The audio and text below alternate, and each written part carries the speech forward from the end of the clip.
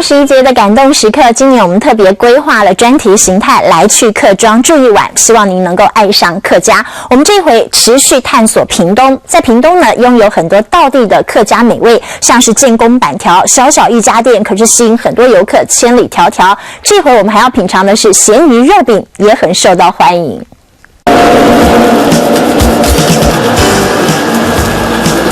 到屏东客家庄走一遭，千万别错过传统的客家古早味。而招牌菜是它咸鱼肉饼，这是用绞肉和咸鱼搭配9层塔、蒜头还有地瓜粉做成的。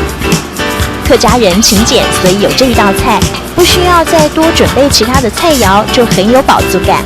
传统的做法，它是用青蛙肉，那因为现在青蛙太贵了。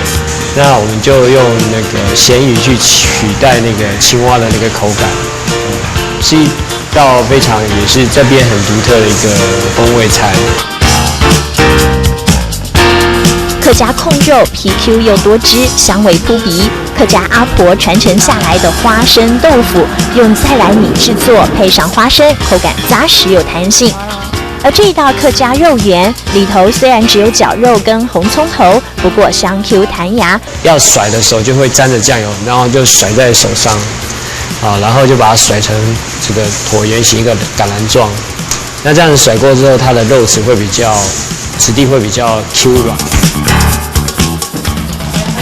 说到了屏东的客家好料理，建功板条也是榜上有名的哦。没有现代化的装潢，但是传承100年的好味道，让很多人千里迢迢上门捧场。汤头这个是属于比较道地的，古早味的，比较古早味。如果说别的地方它有一些加了，比平常跟加东的就又不一样。这个口感啊，就是纯米做的，你一咬就知道。它如果加玉米粉，你吃起来像河粉。所以我们就是那边不吃，我们就专程跑到这边来吃。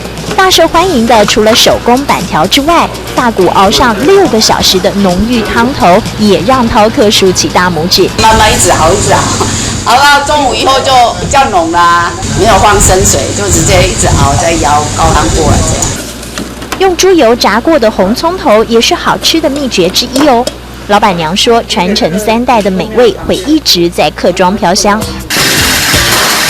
炎炎夏日要吃热汤圆，当然是很难入口喽。所以再加上剉冰，这一碗一碗的烧冷冰，吃一口就会上瘾。